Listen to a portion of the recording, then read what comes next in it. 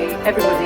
Welcome to Power to Speak, the podcast with Jon Burkhart. Oh my God, it is power to be spoken to, not to speak. I can't wait. Yay. Speak to me, Jackie. Well, I have to say to everybody that's either listening in listening world or watching on YouTube, you will notice that the background is different because I do all of my podcasts in my living room with my background. So here we are today on the road. I wanted Jackie to be in her element on a grand stage. We have literally all of our mutual fans are here. Yeah. I mean, keep it down, okay? Yeah, absolutely. We've told them all to duck down under the seats because, they wanted to listen. It's about curiosity. So at this certain moment when there's a key word, Jackie's going to literally snap or whatever she wants to do, and literally you are going to be overcome with all of our fans. Yeah, they're all sleepers. Exactly. We have a trigger word and we'll just leap up. Yeah. So, introductions. Yes. Jon Burkhart is an award-winning keynote speaker, content strategist, author, Yep. and workshop leader. Yeah. Wow. God. And copywriter. Oh my God, you just said the C word because, that is what, in lockdown, that's what I went back to my craft skill, and I literally don't record this. I love writing. I discovered, I'd been writing kind of beforehand, but I immersed myself in writing in lockdown. I thought I was going to hate it because it requires attention to detail, and speaking just requires me being myself, but no, I hate to admit it, it makes me better. Yeah? Yeah, and I love it, so let's keep doing it. Well, let me start then by asking you what you wanted to be when you grew up. Oh man, that is insanely easy because it is why I moved to this country. So I moved to this country straight off of losing a job due to, I guess we can say this, improper behavior.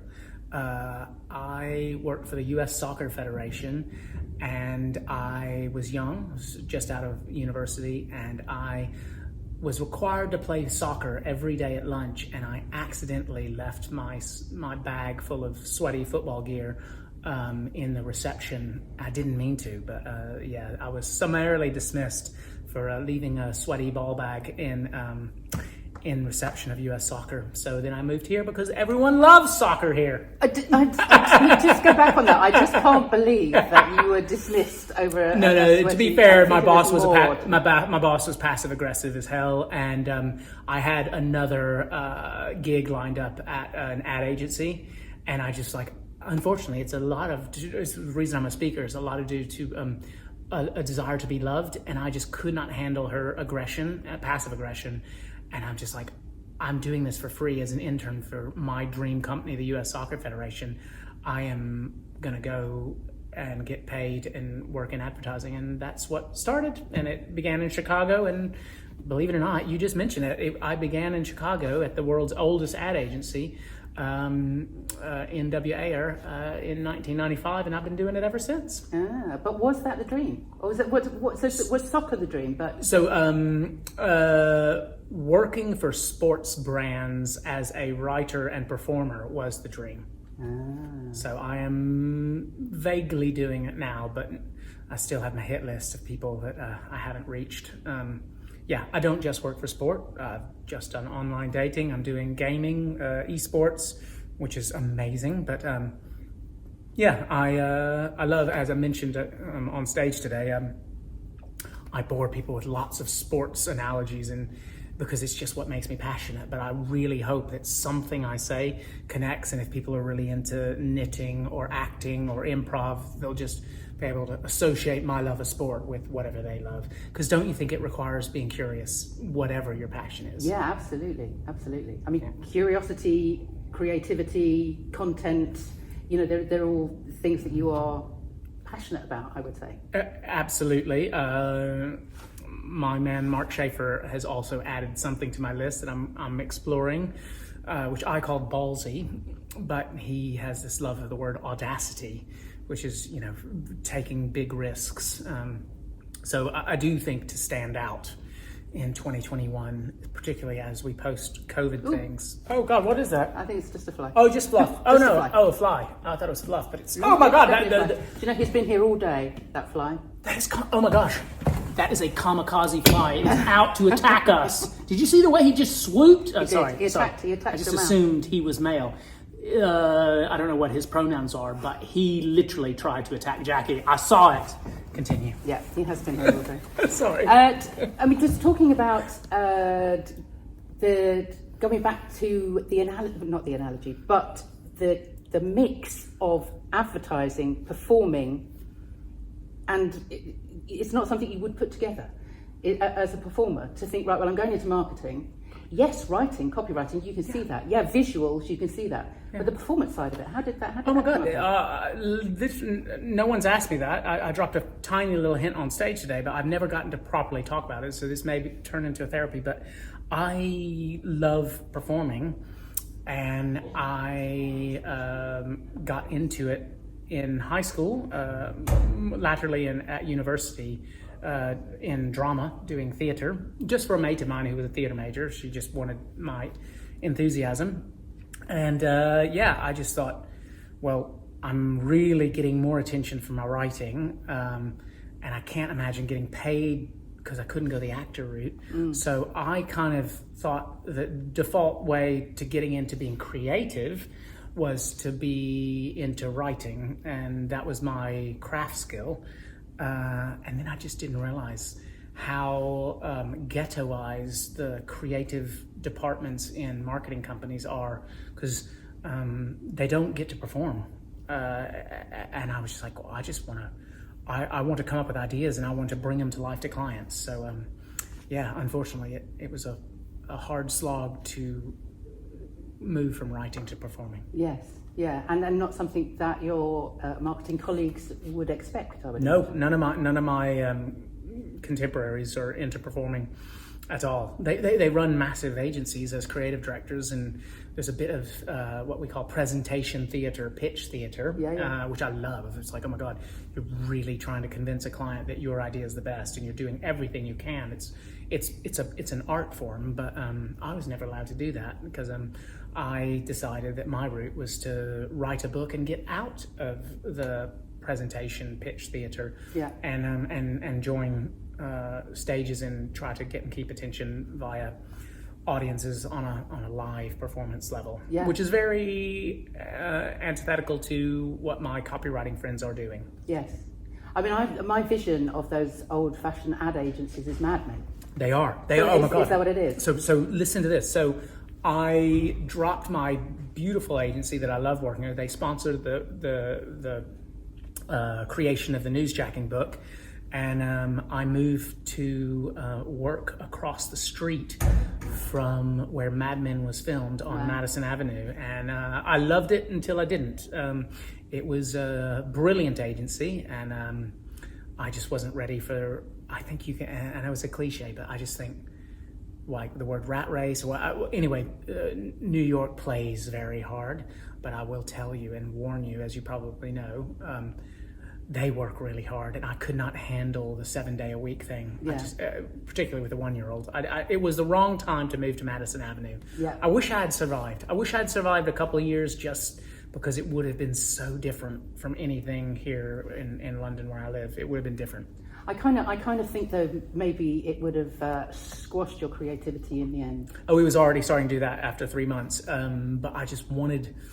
I love new experiences. I love you moving your podcast to a theater full of literally 1,000 of our fans who are literally having sore knees right now. I know. Guys, could you just relax and keep it down? Jackie and I are trying to talk. Stop breathing. Yes, exactly. Hello. We're paying you. So anyway, I just thought, I will somehow be able to hack it. And I came back to London, where I hate to admit it, but I think British work culture is more balanced. While we may not always be as positive, we're a little bit more cynical, and they celebrate their wins like you've never ever seen.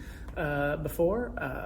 It's just healthier here. Over here or over there? Over there. No. Because they work hard and they play hard. When they win big, and it's glorious. Yeah. So like you imagine the Emmys and the Oscars and the country that invented that. Well, even in advertising, they celebrate hard, and it's glorious to win. I mean, that's the other thing.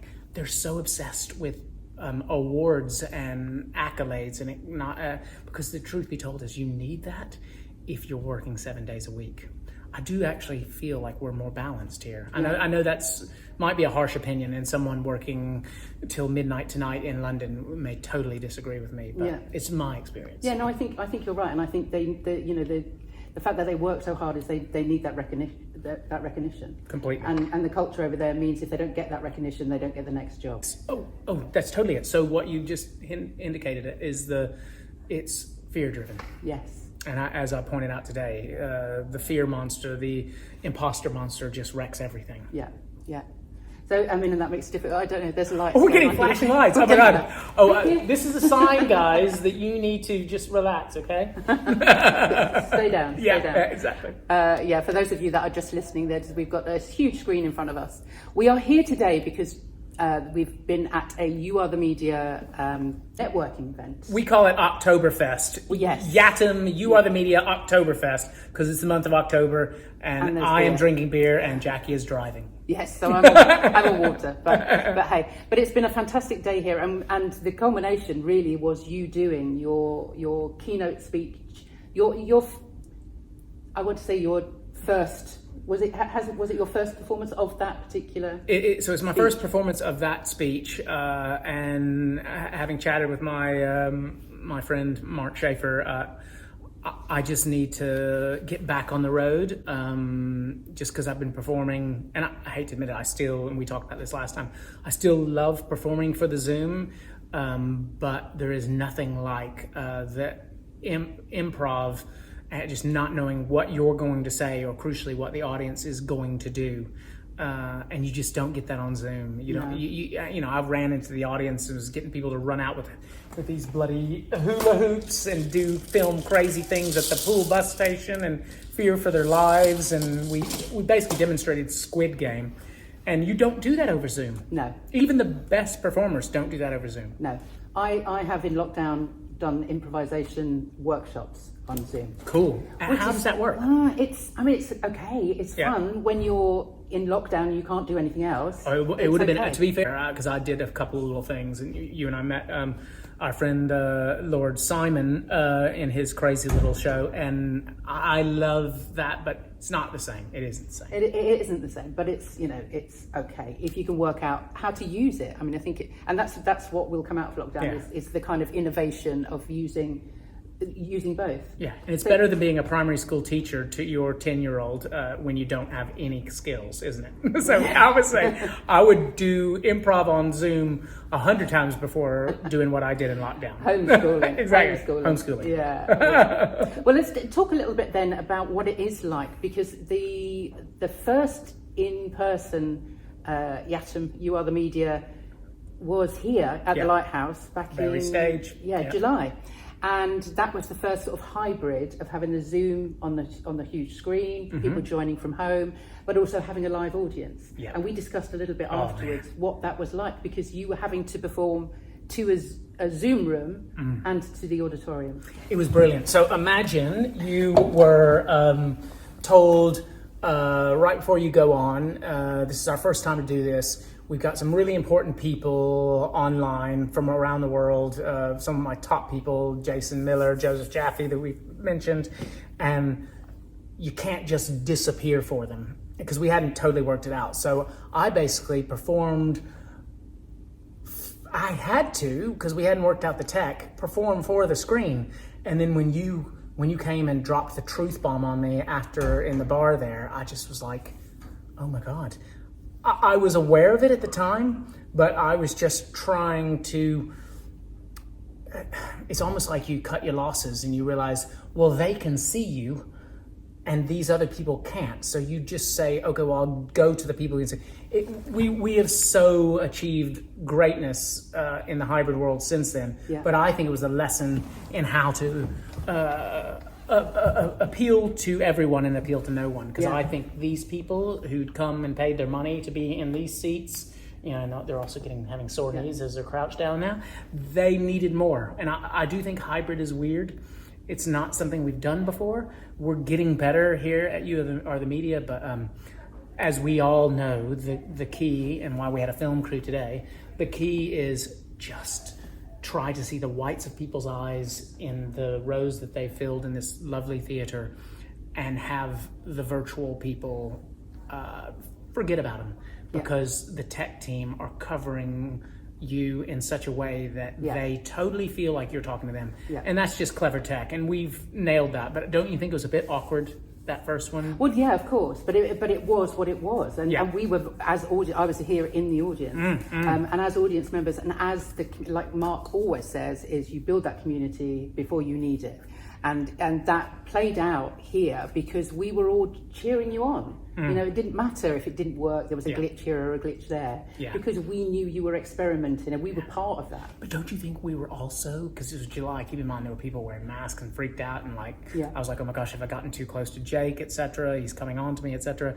And it was just like, oh my god, I don't think, touch wood, we were as relaxed as we are now come 3 or 4 months later.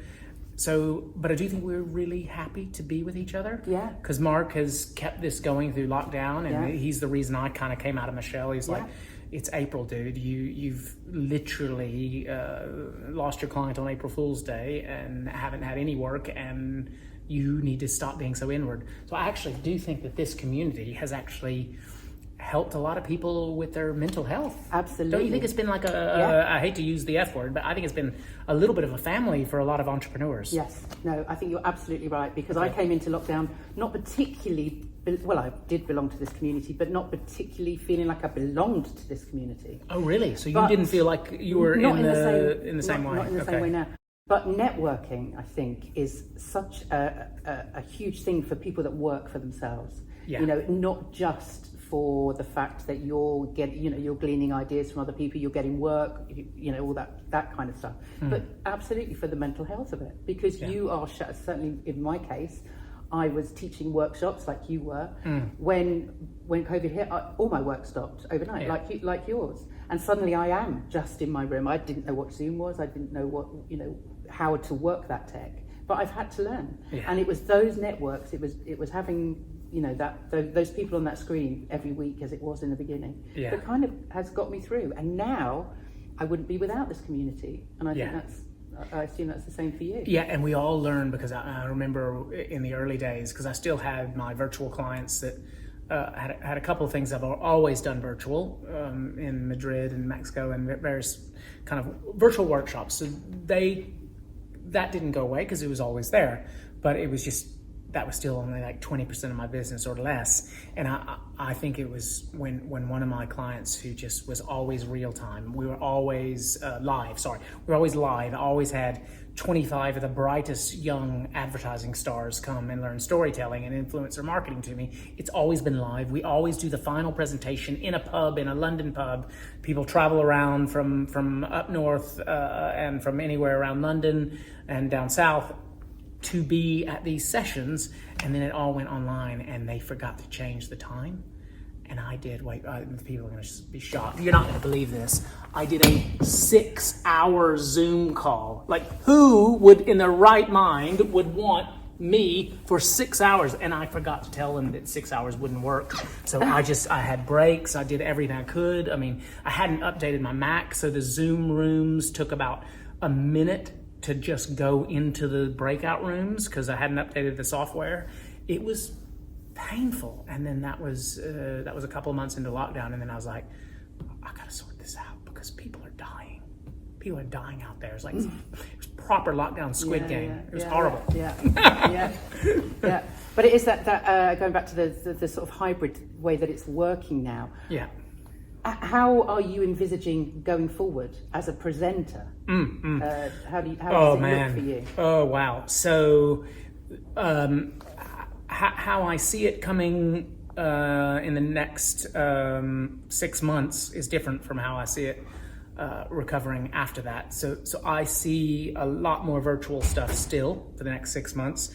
and I do love that, and I'm getting repeat gigs and various things. I don't enjoy them as much, but I really want all that to shift to doing. I will always want to do at least 1 or 2 virtual gigs every week because it keeps me practiced.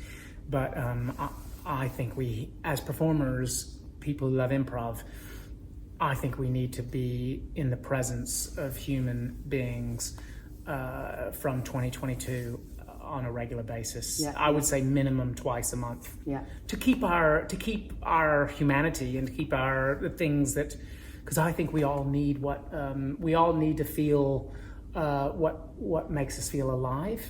And I think for certain writer performers, and I've just found out that my daughter is one. She's now doing an acting class, and I'm helping her with that. I think we all need to recover from this and be in the presence of human beings twice a month. Yeah. Don't put numbers on it. Some people need it every week. Some people are like crazy egomaniacs and need it every week or every day, and some people do it for a living. But you know. Yeah. So let's just go back slightly. I'd love to know how it came to be that you are such an animated presenter of marketing workshops. Yeah.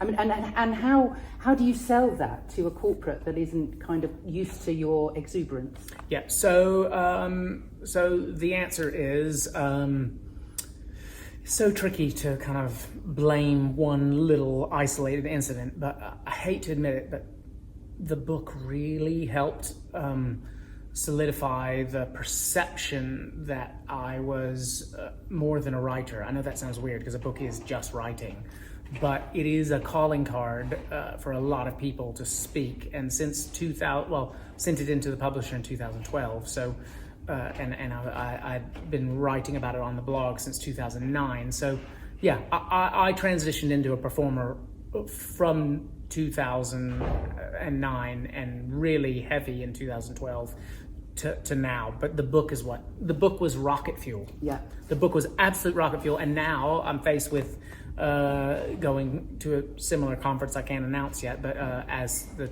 10-year anniversary of Newsjacking and relaunching my Constant Curiosity book with the help of people who've kind of helped me along the way, because it's always a village. It's never just you on your own. And but I would be very I think writing a book is very, very, very, very, very, I can't remember, I've lost count, difficult. So I just got to keep performing material like I've been blessed to do this here, and hope that I can take what worked with people and then turn it into blog posts and repurpose the hell out of it. Yeah.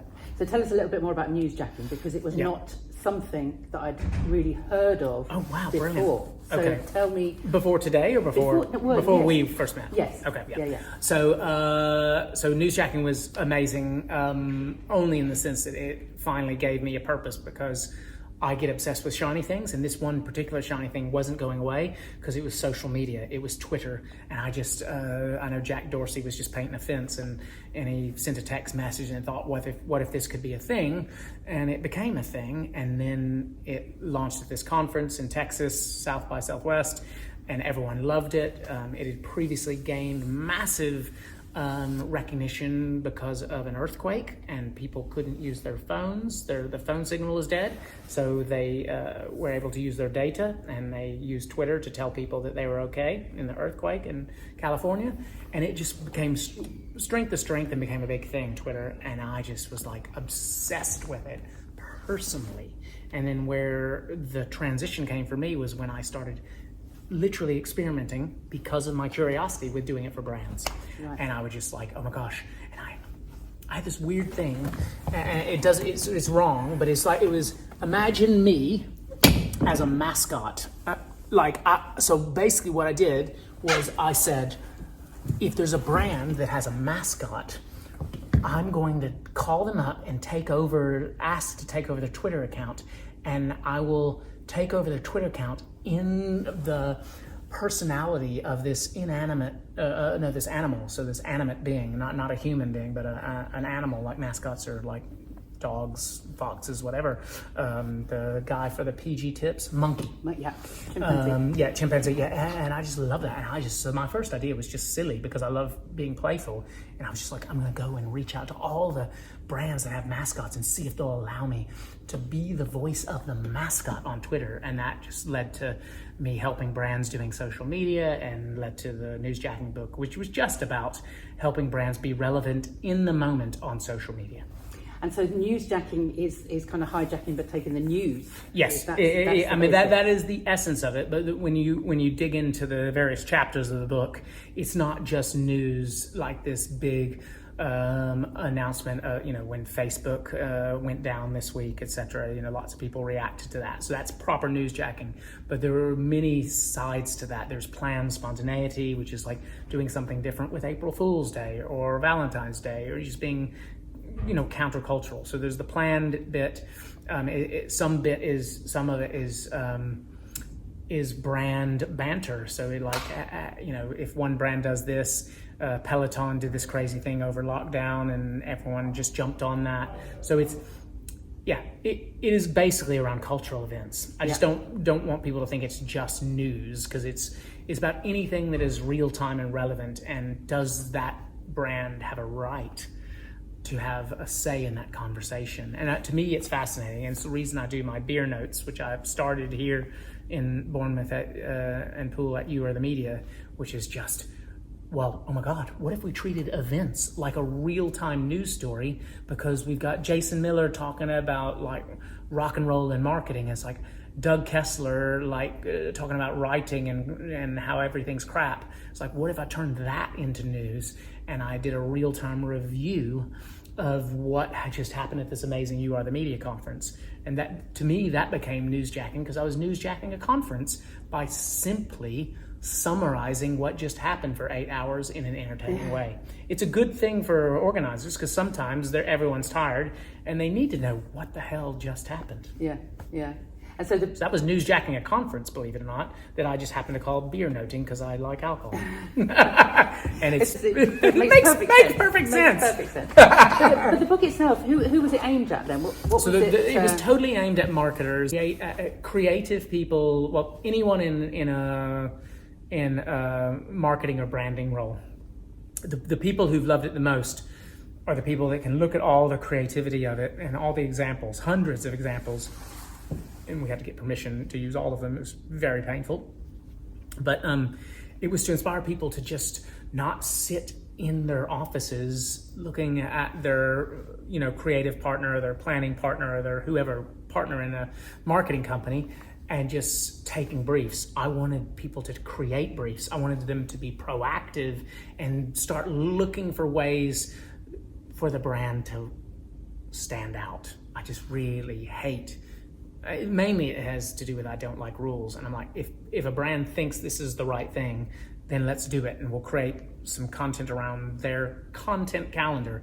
But please allow me to have these fun little bits of spontaneity. And it was a lot because of this constant curiosity brain. I was just like, I'm so bored with knowing what's going to happen today because I don't like routine. So newsjacking was just selfishly my way of breaking the routine by trying to be real-time and relevant so I could get a little bit of a kick. And then I realized I'm not the only one that likes doing that. Yeah.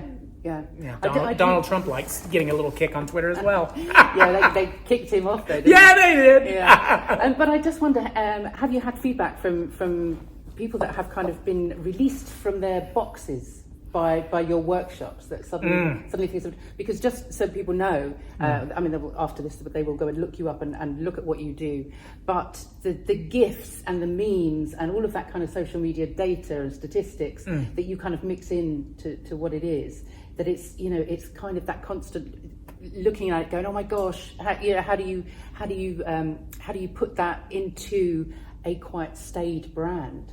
Yeah, so it's a really good question. And the reality is there's two types of thinking that we talked about. And that is the squirrel thinking, which is the reacting. And I've got this gif of this squirrel shaking its backside. And it's because it's just like, they're just always looking for what's new, what's next. And it's like this restless desire. And that's exhausting. I'm exhausting just even imitating a squirrel. not every brand can be that quick. Not every brand wants to be that quick. But the reality is, once you set a content strategy around what you can and be willing to talk to, certain brands realize that they will get more of a hit if they're quicker than others, and if they're quick to have the first opinion on something. So what the beautiful thing about this newsjacking thing is being able to tell clients it's a tactic. It's just a tactic, it's not a strategy. And then once they understand that, they're willing, and it's the reason why you mentioned at the top of the show that I'm a content strategist. I started off with this guy who kind of helped co-invent this tactic, and then all of a sudden it led to me being a strategist, because you have to know what you stand for before you can then know how you would want to use a tactic. Where people got it wrong was when they thought newsjacking was a strategy, when really it's just a tactic about being quick and clever around things, wait for it, that you have a right to be quick and clever about. You know, the royal couple, Kate and Will, having a baby back in the day, there were certain brands that were totally trying to newsjack that, and not in 1,000,001 years would Kate or Will subscribe to that particular brand of cider, for example. They just wouldn't. And that's when it fell foul, and that's when I created my sort of what I call my brand balls ups, which is brands behaving badly because of a lack of strategy. And I wish people had read the book and not just gotten into this shiny toy syndrome of just being quick and clever and newsjacking the frick out of anything that walked. Yeah. Because it just led to some really embarrassing scenes. Yeah. Well, I did watch something in preparation for talking to you today, Deathjacking. Oh, yeah. Oh, man. Tell me about David Bowie. The props. Oh, my God. Oh. So right now, just because I'm trying to be comfortable around Jackie, because I don't want to be intimidated, I'm wearing some leisure shoes, which I would call in this country leisure shoes, and they have holes in them. They're plastic, and they are called Crocs. But the reality is, oh, Jackie, I can't believe this. David Bowie, can we call him a musical icon? He is my absolute idol, so yeah. Oh my God. I think this is the time when we get all the fans to stand up. So Jackie and Jon fans, what do you think of David Bowie? Anyway. Oh, look, here's two now. Oh, what do you think of David Bowie?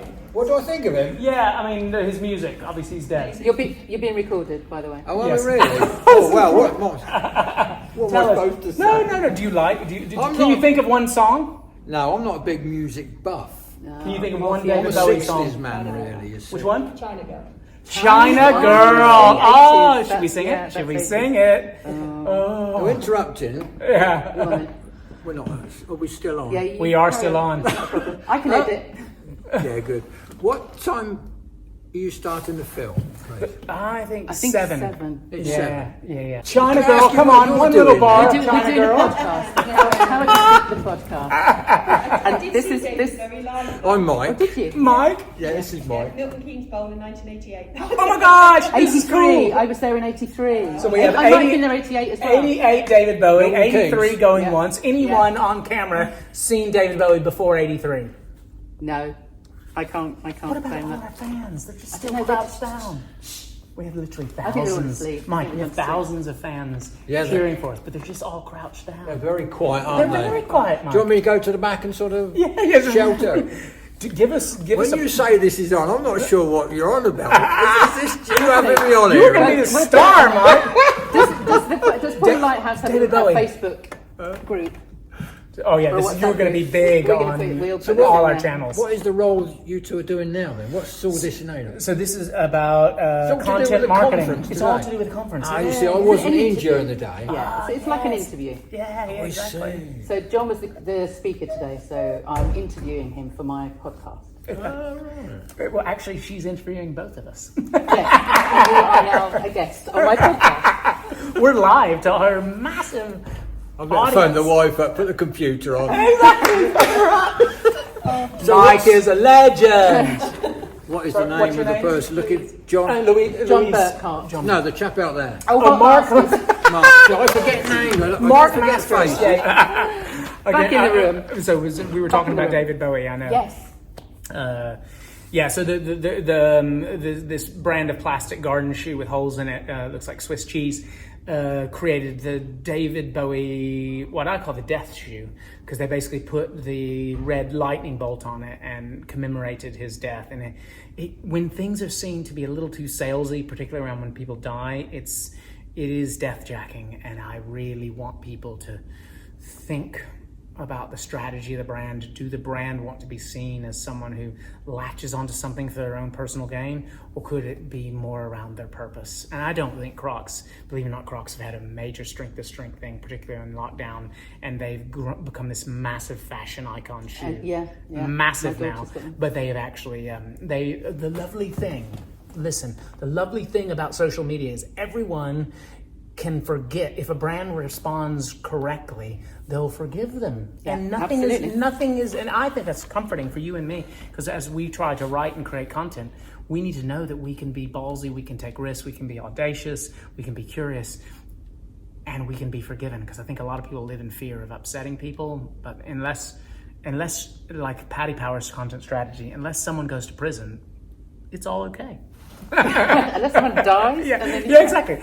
I don't, other than Mike for absolutely hijacking our podcast, I don't think anyone's going to die in this recording of this podcast. No. Actually, I'm going to forgive Mike, because he was loving. He was nice. He was really loving. Obviously, he will have to be. He won't be completely edited out. I think that's just such a welcome addition. Fabulous. Well, let me see what else.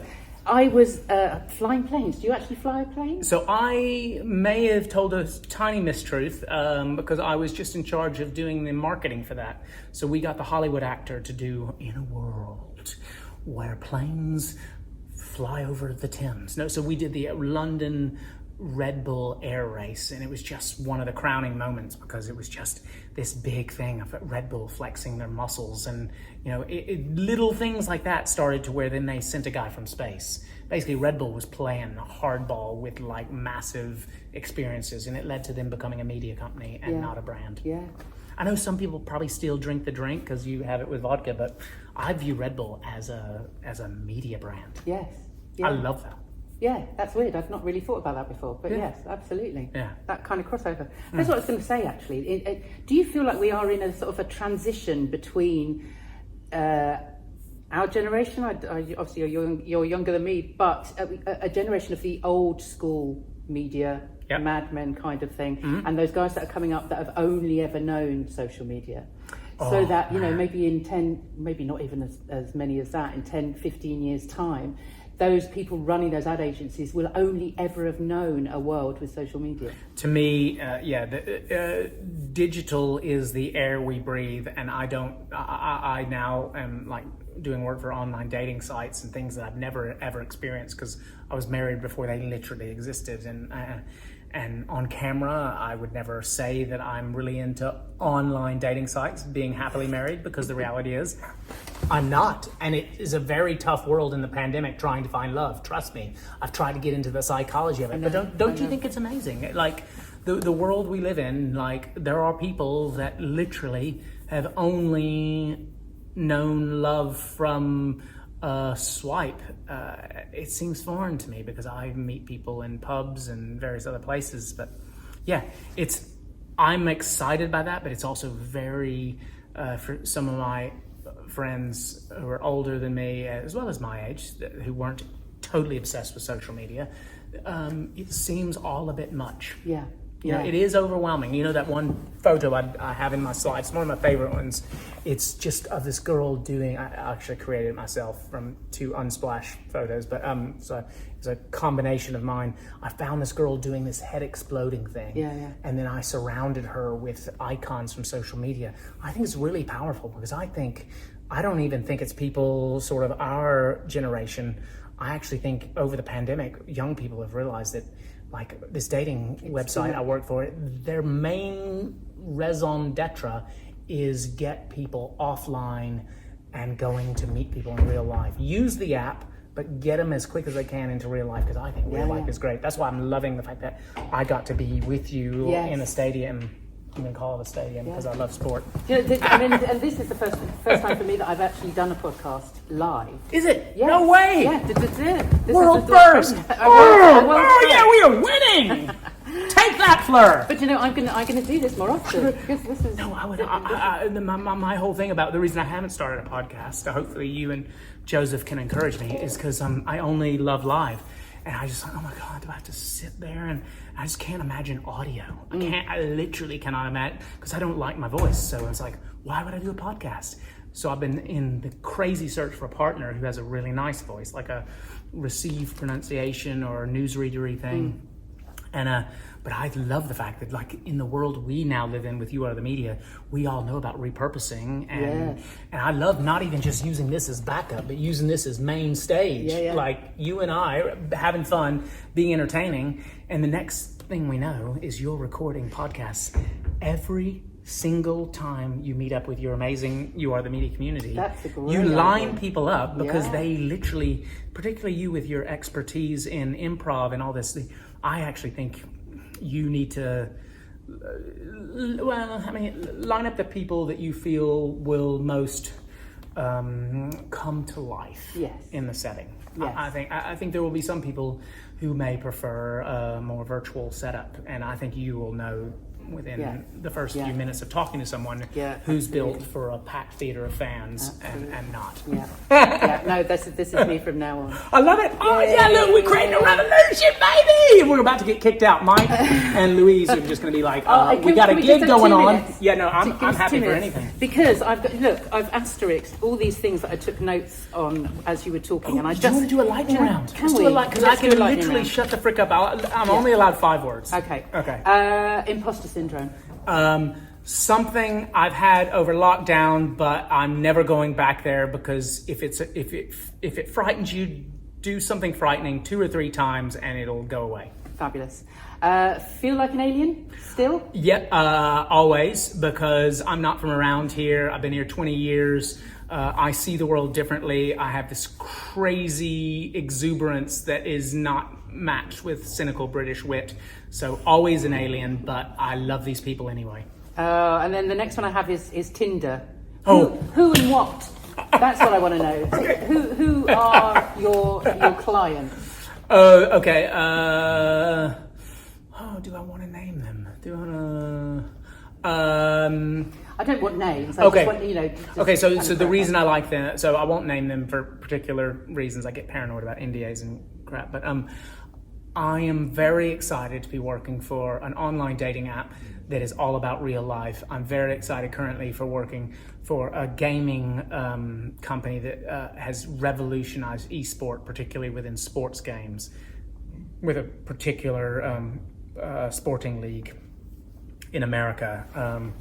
I love working for those clients. I'm working for others. I'm getting back into the live speaking and stuff. But yeah, I will always do the writing work from now on. You heard it on camera, because it does help us to be better at this kind of thing. Yeah, I totally agree. I was thinking you were writing people's profiles. That's what I thought you were doing. Oh, shut up. Oh, no, I can. I've learned so much that I could even, I practiced. I was like, could I write my wife's online dating profile? And that is just a weird thought, because I never ever want her ever to date online. But you can write one for me. But definitely. But what I want to know is I love psychology, so getting into what makes people tick, and also getting into the Tinderization. Tinder has ruined everything because it's about hooking up. I want people to find love, and if my words and strategies can help them find love in real life post-pandemic, then rock and roll. Brilliant. That should be your mission forever. Yeah, but let's not end on dating, because that's weird. No.